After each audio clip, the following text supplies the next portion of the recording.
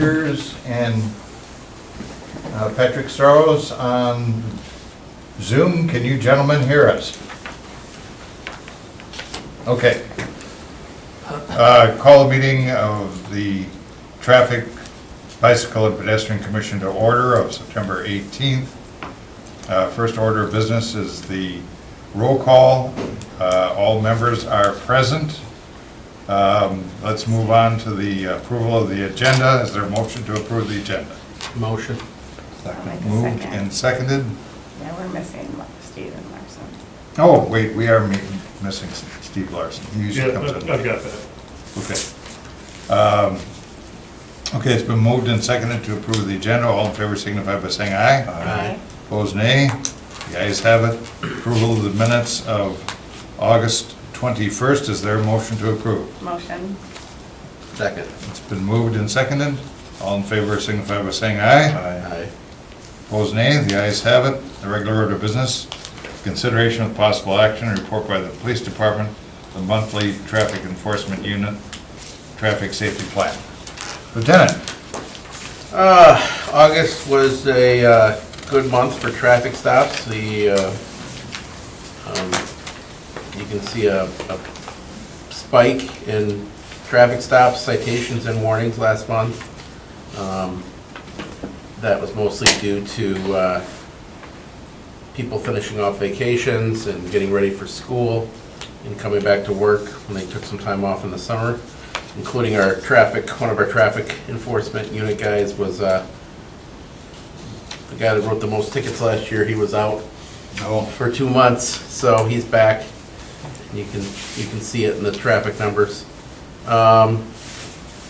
Crashes went up a little bit, back to kind of where they were normal. July was an unusual dip, but they're returning.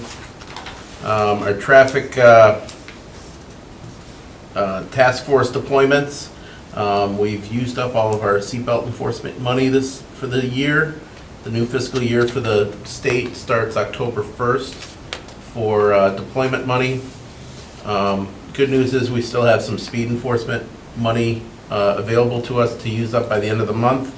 And added to that calendar is going to be we're going to be doing a school zone speed enforcement for the entire week. We're going to be doing 6 deployments, specifically targeting school zones, the 15 mile an hour in the school zone. So we're going to be moving them around so we can try to hit every school at least once during that deployment period and get the people speeding through the school zones. So that's going to be the last week of September. That's not on the calendar because that just is, we had to determine how much money we had left over from August in order to determine how we were going to deploy that in September. So that didn't make the calendar on there. I know there's graphics here. Is there a way we can see the graphics? Or is that okay? I looked at them before. That's fine. I'm just saying, that's fine. Yeah, if they have I've got it on my phone, I can look at it. And then the enforcement priority areas, they're the same as last month. That has not changed. That's a predictive AI tool that determines where the most likely determines where a injury, accident, or fatality might be happening in the next 30 days based on previous crash data and analysis of problem areas in the city. We are doing targeted enforcement and heavy enforcement in that area, so hopefully that area will it'll go down for the number of accidents in that vicinity. It's the same area on Mason Street. It's on the east side from Webster all the way to Bellevue Street. That's consistently a problem area for accidents, especially injury accidents. Any questions? And during rush hours, Yes. that's a horrible spot. Certainly is. There's a lot of pedestrian traffic in the area. There's a lot of bicyclists in the area. There's not a lot of area to maneuver. There's Right. no shoulders. There's no parking lane. And there's a lot of traffic lights. You go from one light, you go forward to the next, you go forward to the next, you go forward to the next. If you hit those lights wrong, or there's people trying to beat the lights, that's one of the biggest problems over there is red light runners. So we've got our traffic unit on heavy enforcement in that area. So my question for you, there seems to be just this gigantic uptick in hit and run and like hitting buildings. Do we know, like, are those all attributed to racing? Are they all attributed to just total negligence? There's not really a attributed to racing per se. A lot of it is driving under the influence or just reckless driving in general, speeding. So that's the one by Howe and the Shell station and that Lock, Stock, and Bagel one. You're like, how did you take out a Well, a building lot of at those. Lock, Stock, and Bagel? Like, A lot of those ones where they take out the front of the building is they're pulling into a parking space and they Just hit the cruising. accelerator instead of the brake. okay. And then when they realize they're going forward, they panic and they push harder, thinking they're hitting the brake, so they push down harder. It's usually that's usually the culprit in those, when they go into the front of the buildings. I don't know specifically that one because it was in Alloway, but. Oh, is that? Yeah. Yeah, it's right there on the line. But, so I haven't looked at that accident, but the one up here, the building up here that had to be basically knocked down. Oh, the one on Main Street? Yeah. Yeah, So how fast were they going? I mean, to me, it's like, they were going fast to hit that like oh, that. you had to, the whole front of the building. Somehow came this down. summer, right by the hospitals on Webster building got hit. The Monroe right by high school got hit. Lock, Stock, and Bagel got hit. The main salon building got hit. And there was one other one, and you're like, how are people just hitting buildings left and right? It's crazy. Well, a couple of houses have been hit too. And the house, yeah. Yeah, when I moved here, I was shocked at the number of cars in the buildings. I've lived in Chicago and Minneapolis. I've lived in Florida. I've lived in a lot of different places and been an officer in all those places and have never seen as many cars in the buildings as I've seen here. Was there any relation to drugs, alcohol? anything? Yeah, usually it's drugs and alcohol. Is there any further questions of the commissioners? Is there a motion to accept the report? Motion to receive and place on file. A second. It's been moved and seconded. All in favor signify by saying aye. Aye. Opposed, nay. The ayes have it. Initial request, consideration of possible action on the request of Alderman Starr to establish restricted parking, get my tongue working right, at the intersection of, how do you say that? Syringa? Syringa Boulevard and Lark Street. Alder? Well, like I said, last month we had a few folks show up, sadly, that didn't work out, but I'm here on their behalf, and a citizen that lives on Lark Street near the curve, I don't know if you have a map there. Yeah.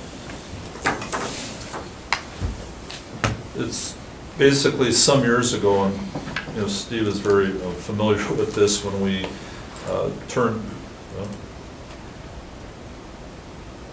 we basically, Lark had gone through Develop, and then we cut that off, and the curves, instead of intersecting in Develop after Develop Avenue was renewed or restored, whatever, rebuilt, there's a tendency for traffic to come north on Lark and then they turn left onto the boulevard. That is a boulevard.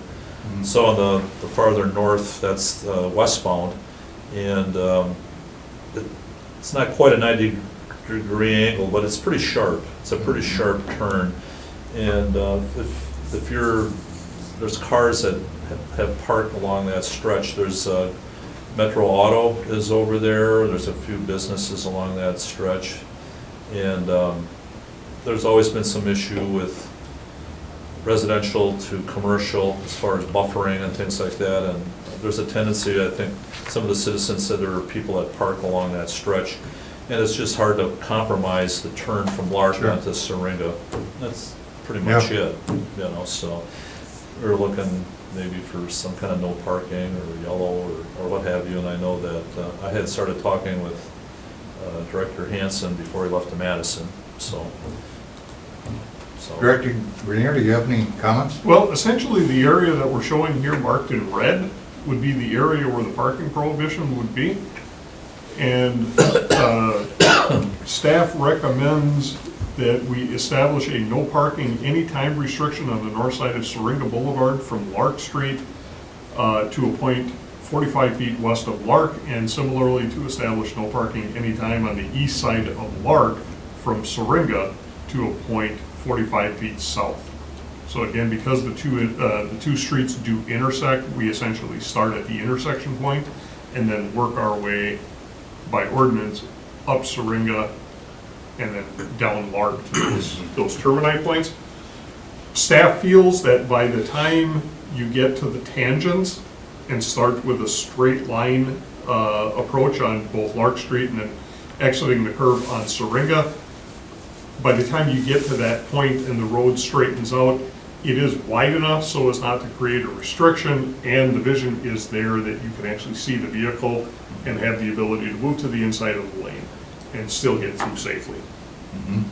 Okay. So we would be fine. I know Alder Stevens did request, asked us to consider curb painting. That's not something that we typically do. The simple reason for that is because it's staff time intensive, and we simply don't have the staff. Right now, we struggle to get our mandatory painting of long lines, stop bars, crosswalks, bike symbols, that kind of stuff done. To add on this type of painting would be taxing to staff, so we would post this by signs and enforce by posted sign. Okay. Did you Are you fine with that? well, and I was just saying, your experience, you feel that that would be fine? Yes, it would. Yeah. Is there a motion? Motion to approve. I'll second. It's been moved and seconded. All in favor signify by saying aye. Aye. Aye. Opposed? Nay? Okay, second request by the Alder, installation of red flashing solar or LED stop signs at the intersection of Bond and Wilson. Alder? Well, I've had, like you said, you met some of the citizens last time. They're all very nice people, by the way. But they live on that intersection, Wilson, would you call it a collector, Steve? I it's- don't it's know a- if it meets the criteria for a collector or not. Generally speaking, in that area, I mean, you got Gray Street, then you have Oneida to the west going south, but as far as north-south streets, Wilson's one of the few that go through from, well, it goes from Division, but it does kind of serve as a conduit for quite a bit of traffic going up north of, into Mather and up toward Velp. So anyway, at Bond Street, and I did read the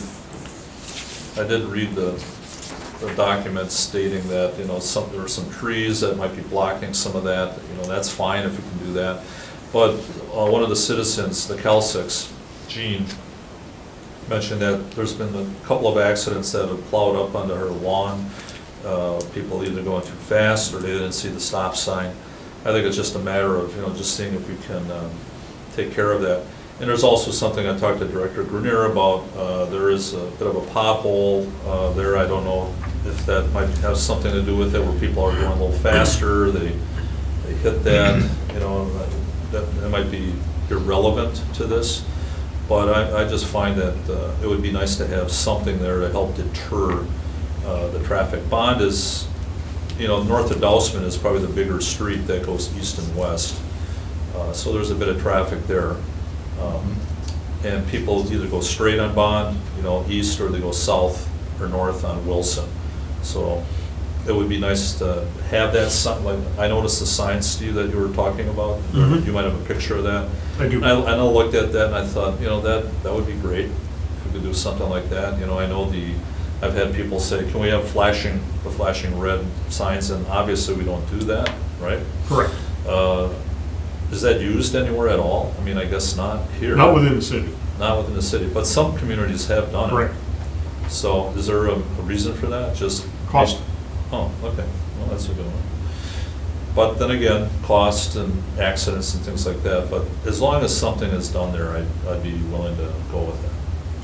So again, what we're showing on the map here is the intersection of Bond, which primarily runs east-west with Wilson, running north-south. Staff has gone out and taken a look at this. This is westbound on the approach to Bond, and That's on or Wilson? westbound Bond approaching Wilson. Okay. And what's conspicuously absent in the terrace is an advanced warning sign indicating that there's a stop ahead. Oh. Or wait, this is westbound. So what we actually did was we added a stop ahead for the westbound movement. And at the scale that we're looking at, it's kind of hard to see. So there is something there now? For westbound, there is.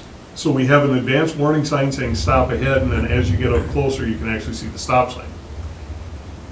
Eastbound, on the other hand, there is no advanced warning sign, and it becomes difficult to see the stop sign here because recently, our forestry department is going to get caught with no good deed goes unpunished.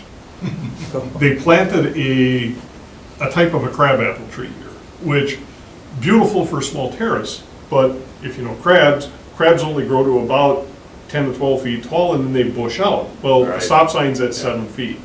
So until you get to within 75 feet of that stop sign, it kind of gets lost in the tree, and we have a feeling that what might be happening is folks simply don't realize the stop sign's there until they're on top of it and they blow through it. Now, on that graphic that we provided to you with the intersection location, the aerial photograph, since 2007, there's only been 10 reportable crashes in this location. So given the volume of traffic that's there, less than one crash per year over 14 years is pretty low.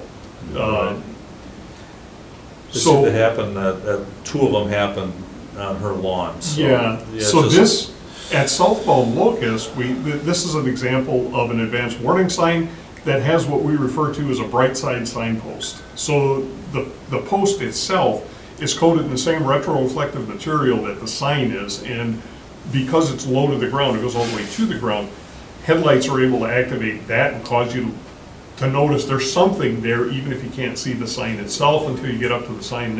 It reminds you to look up. Similarly, what we've shown is an example of a stop sign that has bright side affixed to it. The bright So- sides there now? No, this is another place on Bond. So what staff is recommending is to, first of all, to add an advanced warning sign in the eastbound direction that has bright side affixed to the sign support.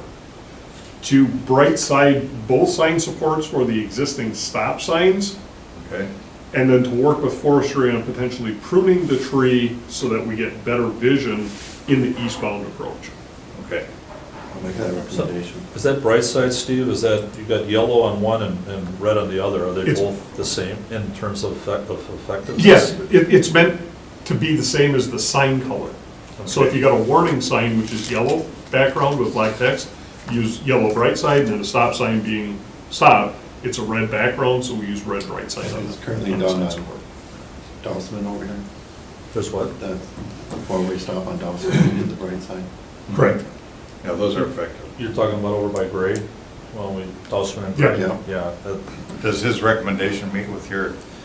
that's fine. I think when I requested the LED lights, I think it was just something, Yeah, but this sounds like a good solution. So, Okay, can you trim a Alder tree? Stevens is making a motion. Is there a second? There's a second from Kasia. All in favor, is there any more discussion, by the way? Okay, all in favor signify by saying aye. Aye. Opposed, nay. The ayes have it. Thank you, Alder. Thank you all. I will give my greetings to the citizens. I was wondering, this next one is on Cedar Street, I might stick around. Okay. Sure. Number 4, consideration with possible action on the request by the residents of Cedar Street along with TNT Crest to remove the 2-hour parking zone along Elizabeth Street located between Morrow Street and Elm Street. And this is from Alder Stevens. Do we have a phone? We don't. But, again. East, west, you help me out with that. Sure, I can go through it. Back in 2013, then Alder Kocha had a request to remove some parking restrictions on the east side of Elizabeth between Morrow and Cedar.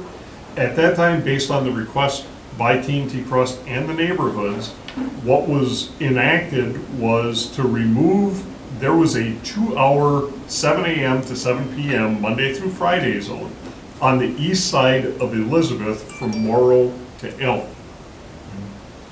That was removed. A no parking zone on the east side of Elizabeth from Morrow to a point 150 feet north of Morrow was placed in there to provide vision on that vision corner next to TNT Crust. Then a 2-hour 7 a.m. to 7 p.m. zone was established on the east side of Elizabeth from a point 65 feet north of Cedar to Elm Street. The request at this time would be to remove the no parking zone on the east side of Elizabeth from Morrow to a point 150 feet north, and to remove the 2-hour 7 a.m. to 7 p.m. Monday through Friday zone on the east side of Elizabeth from a point 65 feet north of Cedar to Elm, and by 90-day trial, create a no parking this side of street from Morrow to Elm. What I had written in the packet would have effectively got us the same place, but in speaking with Tom Sherman's the traffic technician, they don't like to have these little piecemeal zones. What they'd rather do is clear that little 150 footer off the books and simply go from Morrow all the way to Elm. So that's the better way to do it. So staff has no concerns with the request. This is coming largely at the request of TNT Crust. They're the building that's being fronted. We did the modification originally to accommodate them. Things have changed with their model, and they now are requesting to have no parking in front of the building. No, they're requesting to have parking. To remove the 2-hour to make it parking. Oh, you want it to be parking the Yeah, they entire... wanted parking the entire time. Okay, I misunderstood you the second time, too. So then what we'd be looking to do is, my mistake, we would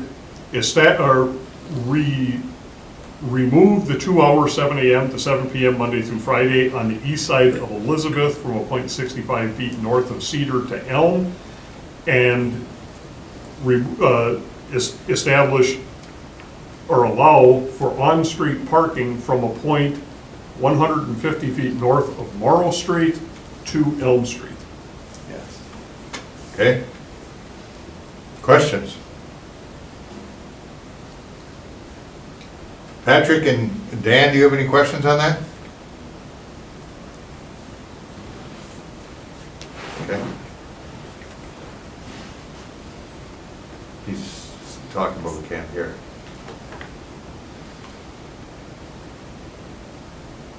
Commissioner Searles, we can't hear you. Hold on. That's the speakers. Huh. Say, we still can't hear you, Pat. Commissioner Searles, can you hear us? Yes, Oh, okay, there we go. We got your voice. Could you repeat what you just were trying to say? okay, I was just going to say that it is, I read in the packet where it is supported by TNT and the homeowners, right? Correct. Yeah.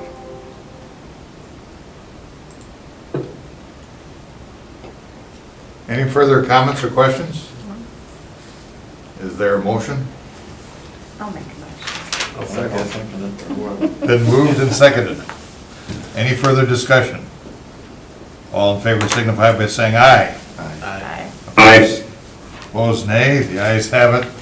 Next, we have a series of 90-day trials. Are there any ones of these from 5 to 17 that have any issues, Steve?